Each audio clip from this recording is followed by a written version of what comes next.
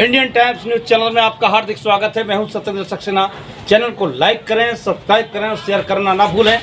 आपको बता दें, वार्ड नंबर 23 लहरगढ़ प्रथम में हम इस समय खड़े हुए हैं और हमारे प्रत्याशी हैं निर्दलीय इस समय देवेंद्र कुमार कपिल जी।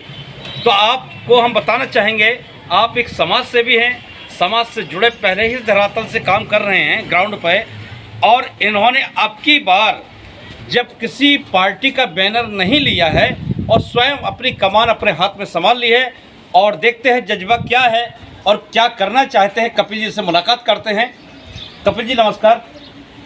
नमस्कार, बहुत बहुत धन्यवाद पत्रकार महोदय जी।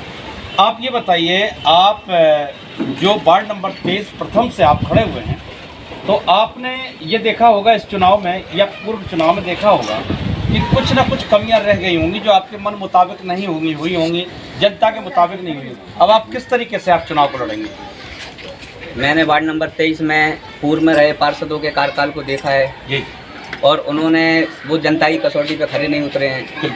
सड़क हो, बिजली हो, पानी हो, खड़ंजा हो, और भी जो मूलभूत ज़रूरतें हैं, जो क्षेत्र की समस्याएं हैं जनता की, किसी समस्या की तरफ उन्होंने बनने के बाद ध्यान नहीं दिया है। मतलब घूमने भी नहीं हाँ, घूमने भी नहीं आए और जीतने के बाद शकल भी नहीं दिखाई है। तो सबसे मेन जो समस्या हमारे लहरगढ़ में है, सबसे मेन समस्या है लहरगढ़ और मुरारी में पानी की समस्या है जी। तो अगर जनता का इस हमारे वार्ड नंबर 23 की समस्त सम्मानित मतदाता गणों की और इस क्षेत्र की देवतुल्य जनता ने अगर हमें आशीर्वाद और समर्थन और सहयोग दिया, तो हम सबसे पहले इस क्षेत्र की पानी की समस्या का समाधान करेंगे। और उनकी जो सरकार द्वारा चलाई जा रही जो जन कल्याणकारी योजनाएं हैं, और वो जन कल्याणकारी योजनाएं जनहित के कार्यों में जो जनहित के लिए उन्होंने लागू की हैं, उन जन कल्याणकारी योजनाओं को वार्ड के अंतिम व्यक्ति तक पहुंचाना हमारा लक्ष्य है और वार्ड का संपूर्ण विकास करना ही हमारा लक्ष्य है। अच्छा देवेंद्र कुमार जी, ये बताइए, तक वार्ड में पानी की सुविधा का निराकरण नहीं किया गया, यानी जो असुविधा हो रही है इसका निराकरण क्यों नहीं किया गया? आज हमारे देश की सरकार हो, चाहे राज्य की सरकार हो, चाहे हमारे राज्य की सरकार हो, जो आज हमारे देश में वो जो वर्तमान परिस्थितियों में जो हालात हैं, तो आज देश के अंदर जो वर्तमान सरकारें चल रही हो, चाहे राज्य की हो चाहे सेंट्रल की हो, ये अराजक, बर्बर, निर्मम, अलोकतांत्रिक व असंवैधानिक व जात पात की भावना से उत्प्रोत सरकारें हैं, जो जाति और धर्म के नाम पर लोगों को लड़ा करके, हिंदू और मुस्लिम के नाम पर लोगों को लड़ा करके, सांप्रदायिक सौहार्द को बिगाड़ करके धार्मिक उन्माद फैलाने की इनकी नीतियां रही हैं। इसीलिए और जो उन्होंने जनता से जो वादे किए थे, उन वादों से वादा खिलाफी किया, इसीलिए क्षेत्र की समस्याओं का समाधान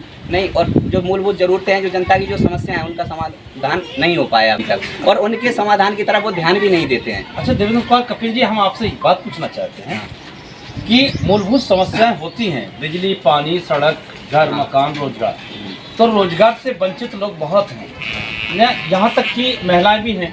इनके लिए कुटीर उद्योग की कोई यहाँ व्यवस्था नहीं है कि अगर कुटीर उद्योग करके छोटे छोटे चलाए जाएं। क्या आप योजना अपने दिमाग में बनाए हैं?